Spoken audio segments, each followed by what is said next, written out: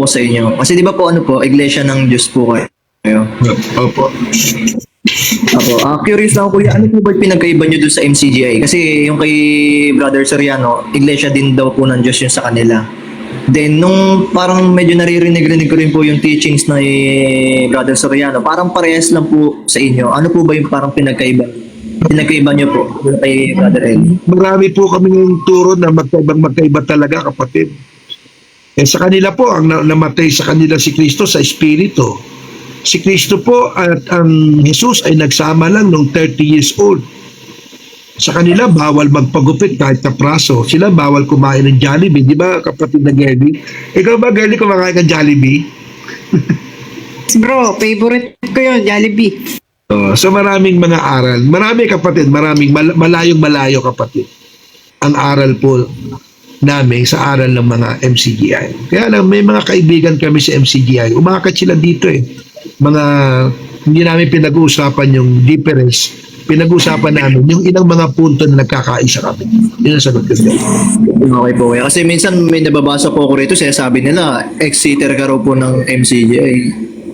Alam mo, kapatid, katuparan lang yun ang sinasabi ni Jesus sa Mateo 5:12. Mapalad kayo kapag kayo pinagwiwika ng pawang kasinungalingan. Napakadaling gumawa ng kwento. Usong-uso ngayon yung Marites at Marisol.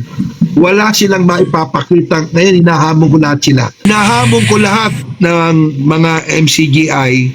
Kung mapapatunayan nyo na ako po ay naging MCGI o lumabas sa MCGI, hindi na ako mangangaral, hindi na ako lalabas sa TikTok. Aaminin ko na ako ay bulaang propeta pag may naipakita kayo na dati akong MCGI o nabautismoan ako sa MCGI.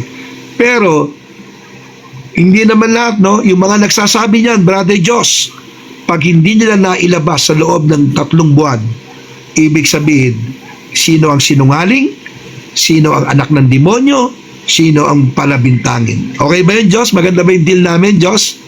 Opo kuya. Bali kuya, salamat po sa pagsagot. Opo. Salamat. Ganun lang naman yun, di ba, kapatid na Diyos? Kailangan may ebidensya, di ba, kapatid? Opo, tama. Kasi sabi doon sa Isaiah 8:20, sa kautusan at sa patotoo, kung hindi sila magsasalita nito, tunay na walang umaga sa kanila. Kailangan mayroong patotoo. Kung puro kwento lang, puro chismis, puro bintang, ano yan? Walang kwenta yan, kapatid. Salamat, Diyos. Pagpalain ka ng Panginoon at sa iyong magiging blessing itong darating na buwan na to. God bless mo, kapatid na Diyos.